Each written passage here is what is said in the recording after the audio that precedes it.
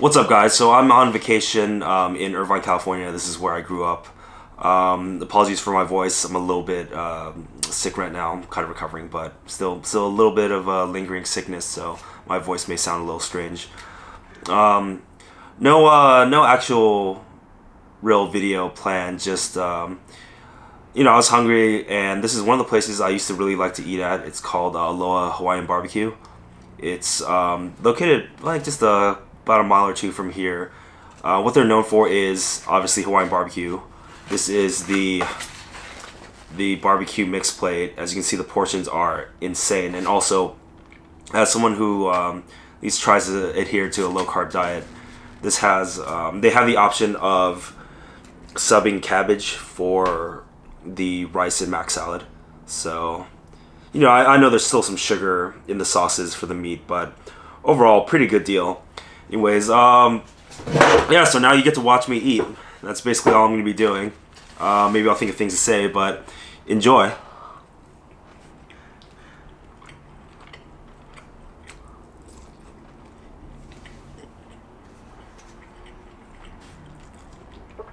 That's a big bone.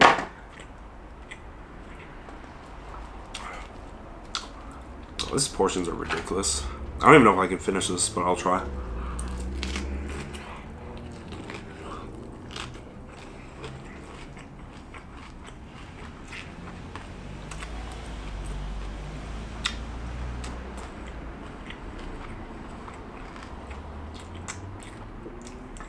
For those of you who are not familiar, I really need to not talk with my mouth full. I keep doing that in my videos, and it's like comes out really garbled. One sec. So for those of you who are not familiar with Hawaiian barbecue, or at least these like Hawaiian mixed plates, they're pretty standard. They usually come with some kind of beef short rib, and then you have some marinated chicken, and then some marinated beef. So that's what these three items are. Typically they would come with 2 scoops of rice and some macaroni salad, but that's not good for a low carb diet, so I got cabbage. Sometimes it also comes with like a fried egg, or more of like a sunny side up egg.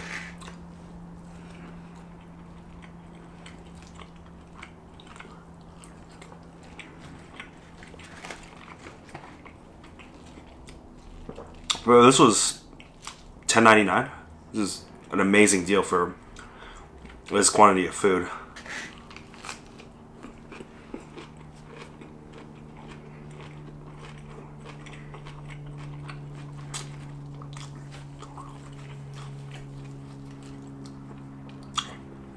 I was looking at Yelp at some of the older reviews. Like I saw one from 2009. I think this was only like $7.50 back then. So, wow.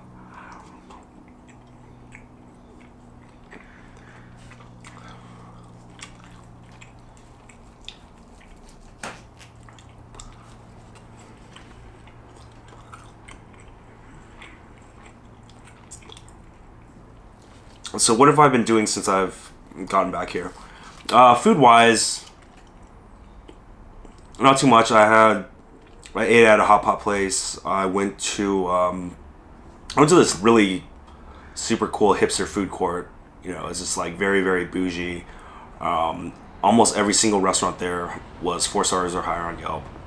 I ended up having some fish tacos and some chowder. Actually, then the day after, I also went and had some fish tacos and chowder at another place right by UC Irvine. Also really great. Really, really crispy fish. The batter was pretty thin, which I liked. Overall, really great quality. And it was a big, huge piece of fish.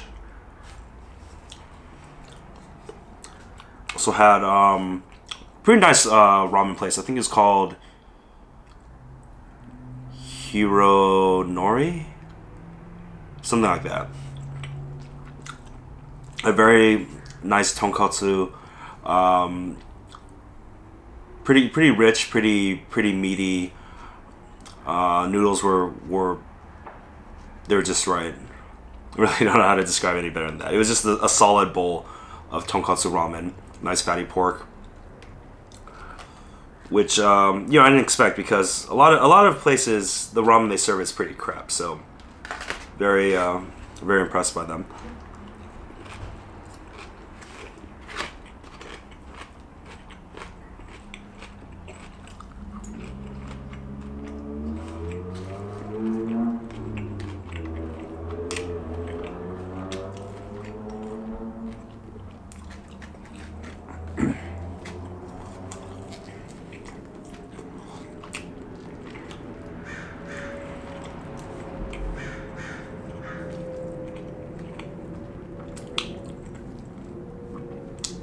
Other than eating, I've just been kind of relaxing. Been playing the new South Park game, the Fractured Butthole. The name is awesome. About maybe 4 or 5 hours in. People are saying it's not as good as the Stick of Truth, but so far it's about the same for me. I actually like the tactics, like battle system, rather than what they had in the first one. So that's pretty good. And so far the story's been pretty spot on.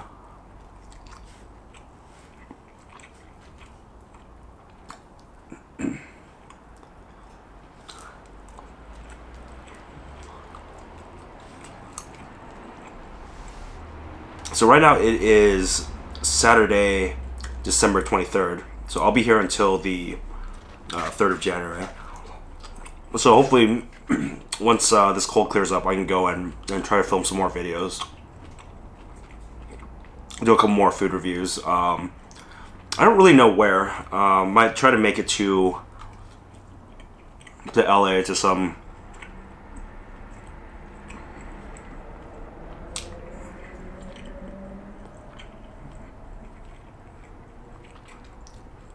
is a more you know, unique restaurants around here. There's some good places, but I don't think there's anything super special. So I really don't have any great ideas for places to film.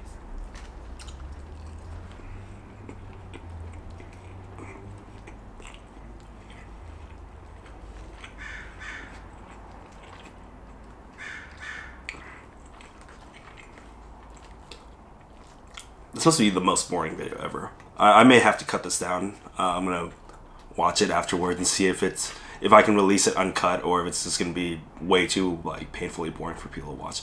Then again, I see a lot of mukbangs online where they just talk for, you know, 20-25 minutes and they have like 1 million views. Of course, I'm not at that level of popularity yet, so I think people will just like click and they'll be like, dude, who the fuck is this guy? And they'll just close it. So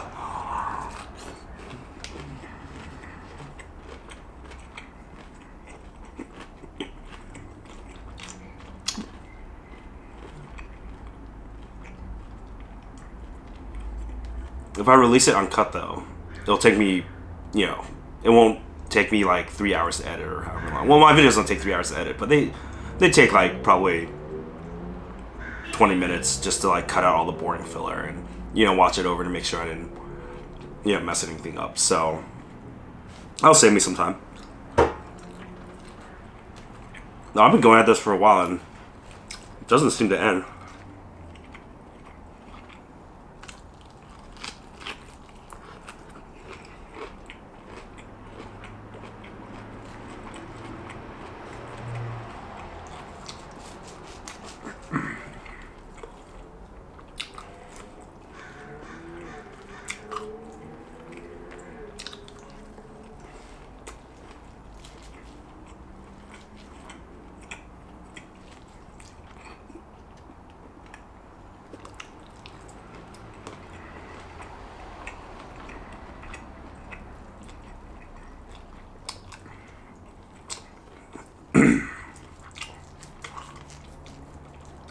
I'll be honest, those mukbangs, I've never actually watched one all the way through, so I'm not even sure if I'm just supposed to keep talking, or are there long periods of time where the person is just there eating in silence?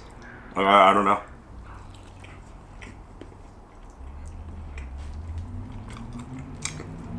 I know the live ones, I mean, those are probably a lot more easier to continually talk in because you're interacting with your audience, but in this case, I'm literally just sitting here alone talking to the camera, so I'm running out of shit to say.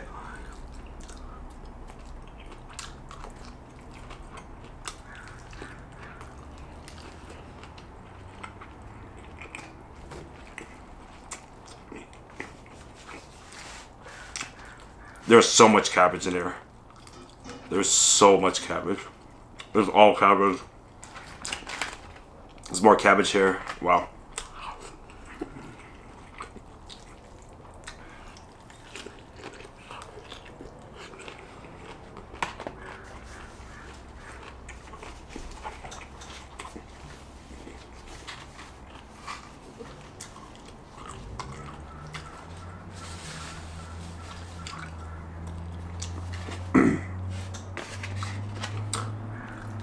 So yeah, looking back at my channel so far, I have 14 whole subscribers. I'm so proud. I know that sounds sarcastic. I'm actually pretty happy, like, because I'm nobody. So the fact that anyone would subscribe to me, like, is pretty fucking astounding. So thanks for subscribing, even though I know, like, probably who half of you people are. But yeah, it's greatly appreciated. Yeah, I don't know. This is just like a pretty fun hobby.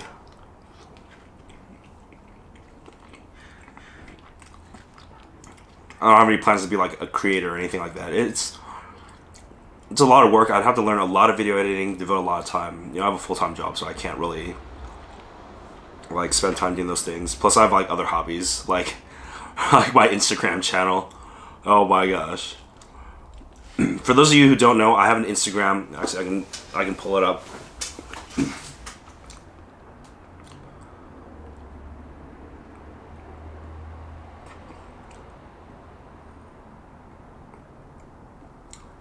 I have an Instagram where I have basically pictures of plushies, and yeah, I have them, you know, in just different situations where they're either eating food or, you know, being incredibly cute. And then I have an entire backstory with every single character here. Like, this is Sir Oinks-a-Lot, and this is Princess Hamgelica, and there's an entire backstory there.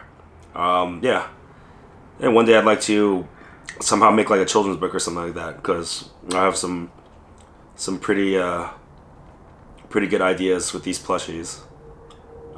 This is the most recent one. It's Shillingsworth, and he's going to work. It got 593 likes because I ran some ads with the free ad credits I get. So that was pretty good.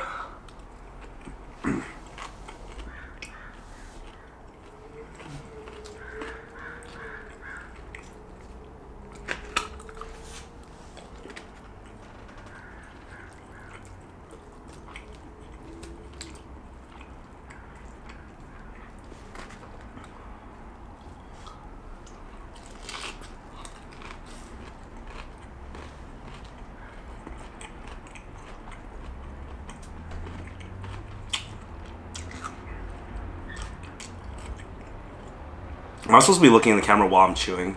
That's like another thing I haven't thought about. Maybe I should really watch more of those mukbangs to figure it out, because I think it'd be a little awkward to like be chewing and like maintaining eye contact the entire time. It's like glaring at the camera. But maybe that's what you're supposed to do. I don't know.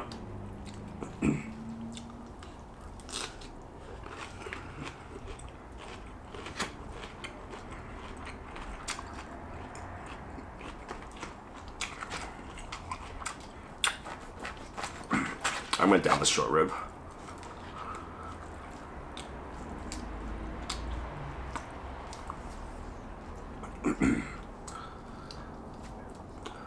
No, I guess I can talk about what it feels like to come back to Irvine.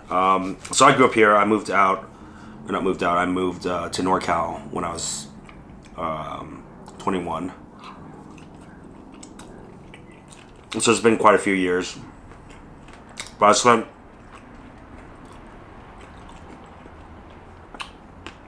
pretty much the majority of my childhood here. Went to elementary school, middle school, high school, and college all here. Um, it's really changed a lot over the years. I mean, it used to be like the most boring place in the world, and then what I realized, well, two things happened. A lot of more cooler things moved in, like a lot of restaurants, just a lot more things to do. Like they really built out Irvine. And number two, if you don't have any money, it's hard to have fun. So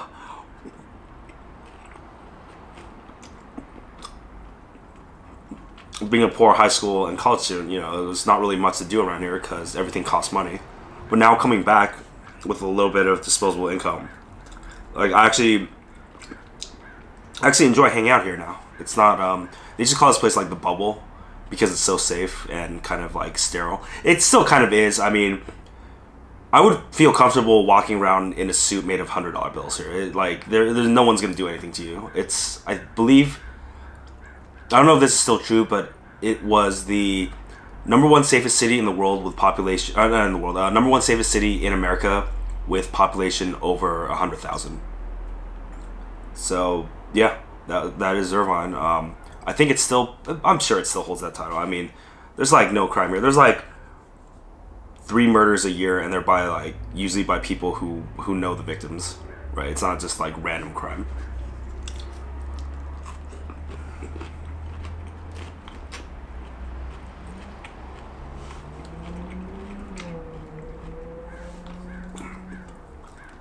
So it's interesting to be back. Yeah, I've always kind of wondered what it would have been like if I stayed here instead of moved to NorCal. Not really an option because there's the tech jobs down here kind of suck. They don't pay that much, so I don't think that would have ever happened. But yeah, I do wonder. I mean, because I meet people up in NorCal who've lived there their entire lives, and I'm just thinking like, wow, it must be like quite an interesting experience where for the past 20, 30 years of your life, you've seen the same scenery. Like, so you've interacted with it as a child, and as an adult, you're still there and you're observing it. So, like, I wonder what that's like because now, like, I come back here and just things have changed so much, and it's just like there's like kind of a disconnect between what I felt as a child here and what I'm experiencing now as an adult.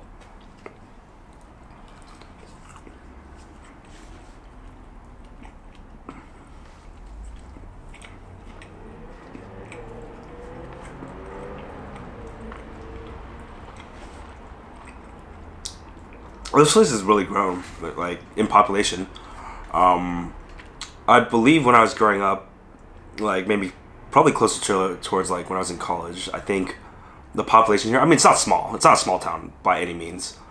It was like 170,000 people. Now it's I think over 300,000 people. The traffic is awful. I mean, it's nowhere as bad as the Bay Area. Like you'll never get that bad, but it's still pretty bad. It still takes you quite a long time to get anywhere, anytime between, let's say, 3 and 6 or 7. So driving around is not fun.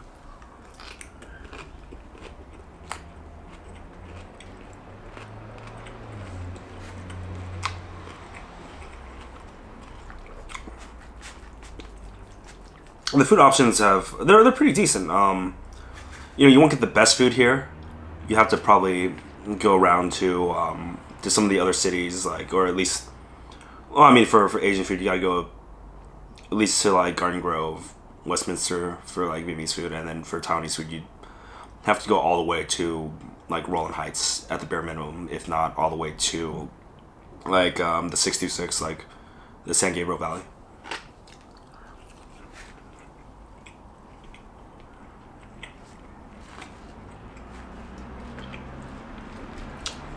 But overall, they've opened a lot of good places around here, so it's pretty nice to come back.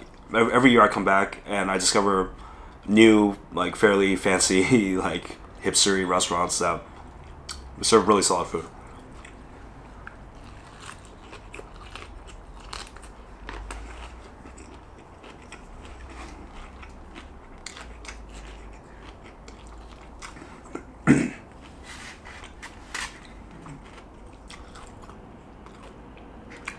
But yeah, it's just interesting to come back and see how much it's grown and how much things have changed. And there's entire sections of the town that are totally unrecognizable to me. Like back then, it was like just an empty field. I'm sure a lot of people have gone through the same thing, so this is not that unique. But this is just something I've experienced.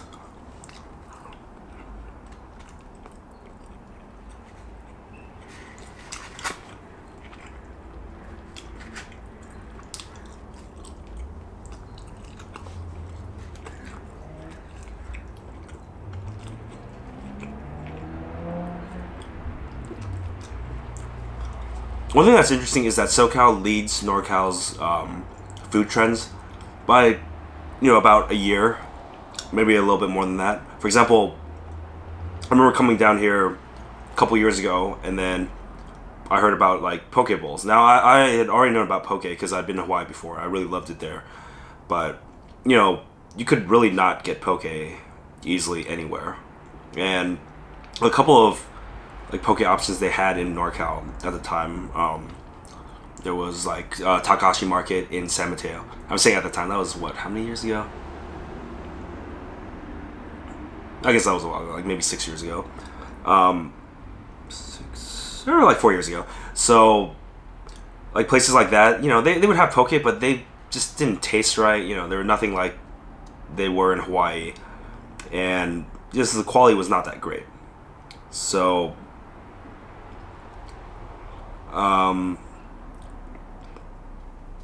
so basically poke was not really a thing really anywhere in California.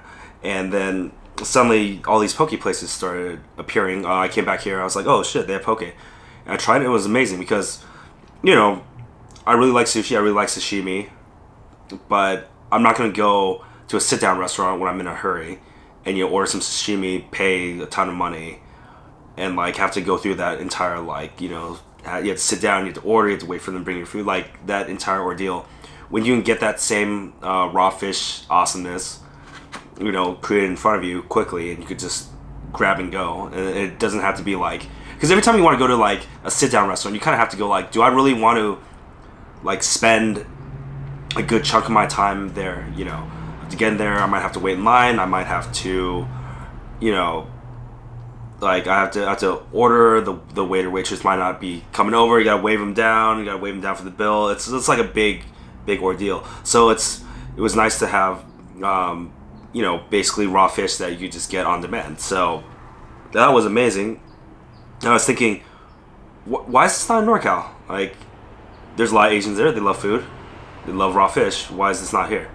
And so, I kept seeing the poke places kind of spring up, like all over SoCal, and I was like, there's still none in NorCal. And then I think about a year and a half later, they started appearing, and now they're everywhere. Now you can't walk down the street without bumping into one. They're still opening new ones as we speak, even though I think the trend is it's getting a little old. I mean, I still love it. I think it's really good, but it's like it's not at the level of let's wait in line for like a long time to get it level, right? There's no more hype. It's kind of become pretty standard, but they're still opening them up in NorCal like they're still like cool and hip and fresh. So I found it interesting. So that entire ramble was just because what I'm trying to say is, if you see a popular food trend here, it will take like a year or two to get to NorCal.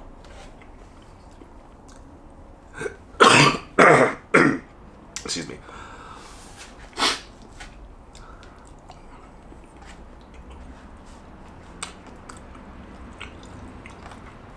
Something we just saw recently is rolled ice cream. This came up. 85C. That took a while to get up to NorCal. Chick-fil-A. Well, I mean, I know there was a Chick-fil-A that was in, I think, Sunnyvale, and then it closed, and then they brought them back. But yeah, like, Chick-fil-A came to SoCal back in, I think, 2004, and they didn't start showing up in NorCal until, I want to say, 2012, maybe? Somewhere around then. So it took a while.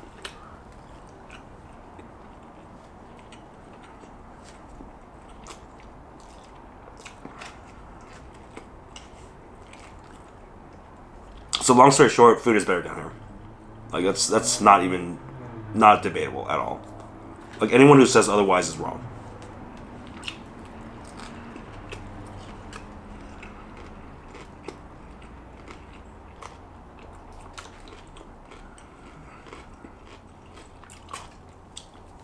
If you watch those videos people post on Facebook from like Tasty or whatever they're called, You know, all those like very short like food porn clips. Guess where all the restaurants are? They're either in New York or LA.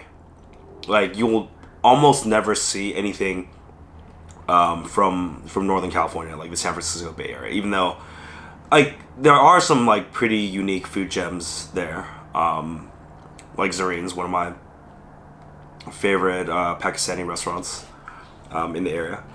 But mostly the food is just okay. It's just okay.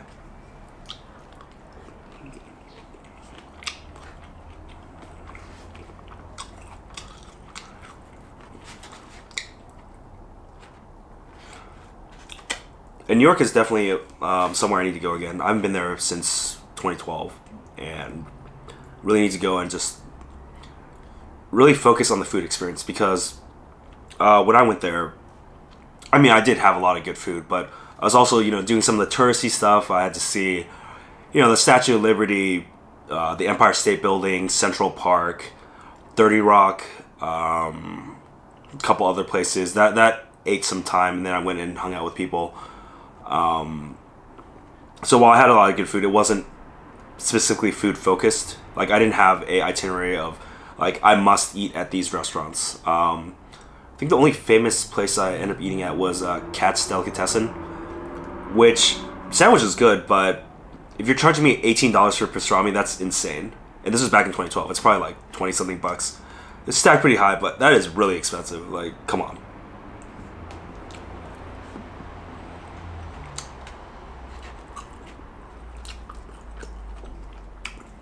I really wish I ate this faster because it's getting cold.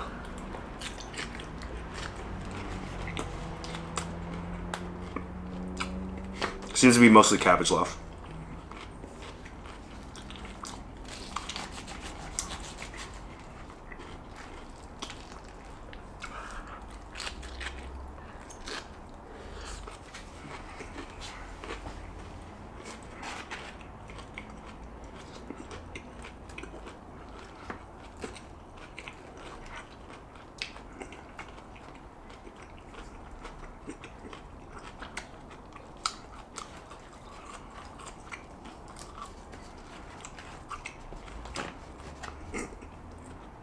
Kind of a nasty bit right there.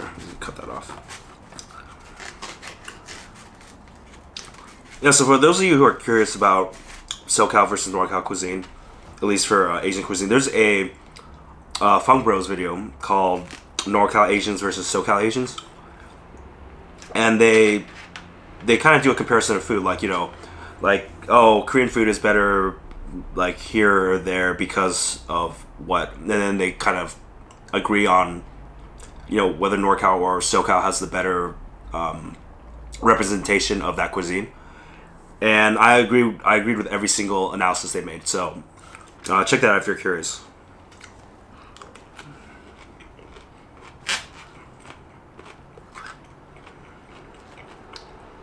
This is a ton of cabbage.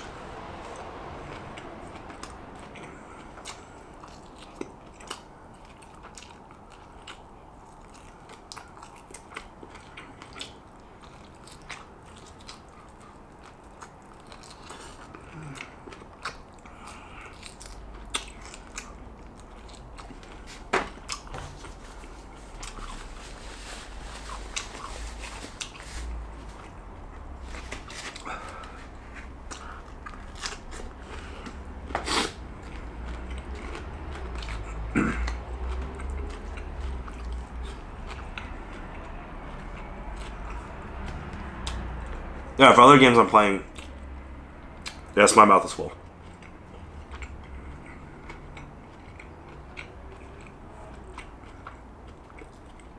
Also playing Super Mario Odyssey. It's been a great game so far. I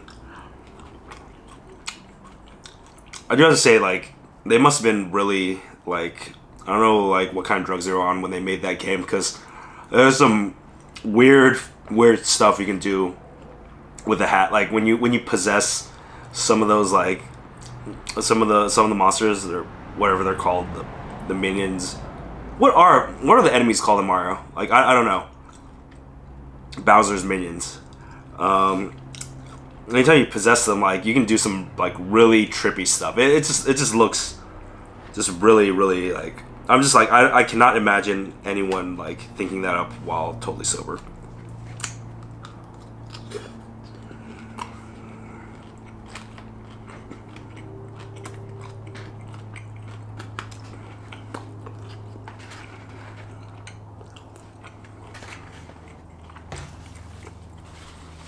But yeah, absolutely phenomenal game.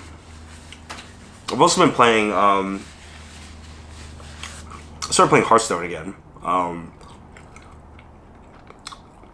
They came out with a new dungeon run, which is pretty nice because I like the solo adventures because I don't have, I don't really play that much. Like I play a lot up until the first expansion.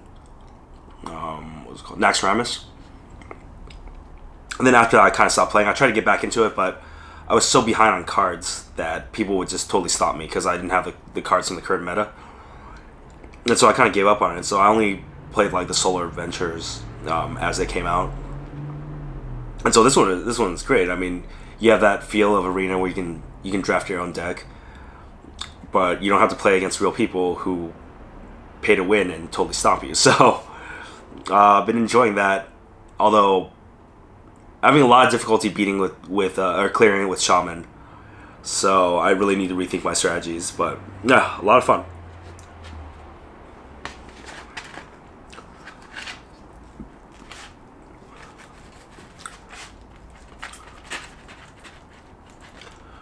I think any other things. There's a couple more things coming up for the channel. I actually have a huge backlog of videos I need to edit. And I know, my editing is not like, I don't do anything special, I just cut the clips down. But that still takes time and some mental effort. So I'm still kind of like, trying to like figure out like a time for me to really just like sit down and edit all those videos. I've one, actually I won't spoil the surprise, and also half the videos probably won't even, I'll probably watch the raw files and go like, I don't feel like this is worth releasing. But there's probably at least 4 or 5 more videos that I'm thinking about editing and releasing, all like restaurant and food reviews. And then coming up will be another fire noodle video, so stay tuned for that. That's gonna be awesome. I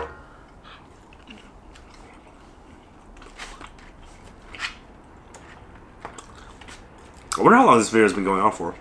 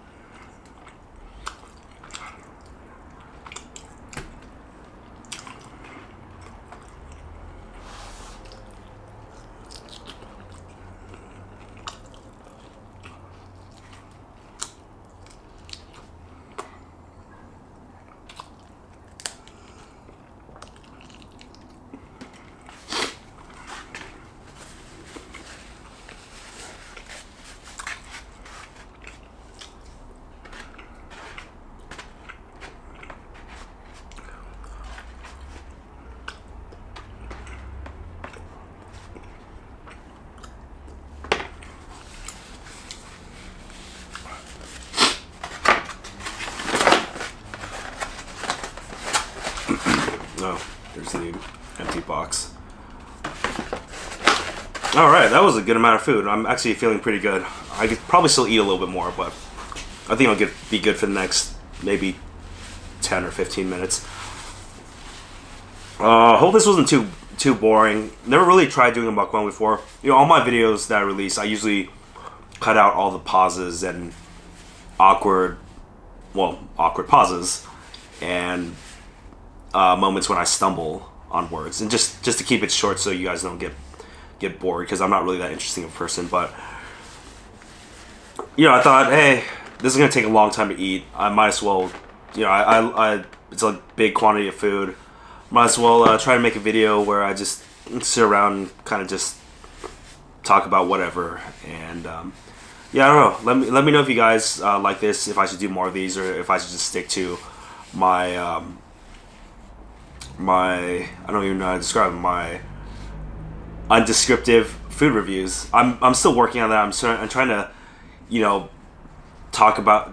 I'm trying to figure out how to talk about the food in like more detail. You know, like all those really talented food vloggers where they're like, oh, like there's like a hint of chicory in it, and you could really taste the mushrooms coming through the consomme. It reminds me of a time I was in, you know, the Maldives or something like that. I am not that good at coming up with that stuff on the spot. At the same time, I don't really feel like I should have to. I want to actually just be a little bit more entertaining, and you know, like the food is, have the food speak for itself, and then you know, try to just present it in an interesting way. But we'll see. I'm trying to evolve my videos as I go along. I mean, I honestly have no idea what I'm like gonna do, or actually I really have no idea what I'm doing right now. I just wasted money on camera equipment, and now I need to get my money's worth, which is why I'm making these videos. Anyways, if you sat through all that, like seriously, like bravo. Like I probably would have closed out after like a minute or two. So yeah, so thanks for watching. Don't forget to like, share, and subscribe, and I'll see you in the next whatever video I release. Might be one of the videos from Vegas. Might be one. I did one at Zareen's, so I'm gonna edit that and hopefully have that out soon. Or maybe another video from around here in Irvine. We'll see. Alright, see you guys later.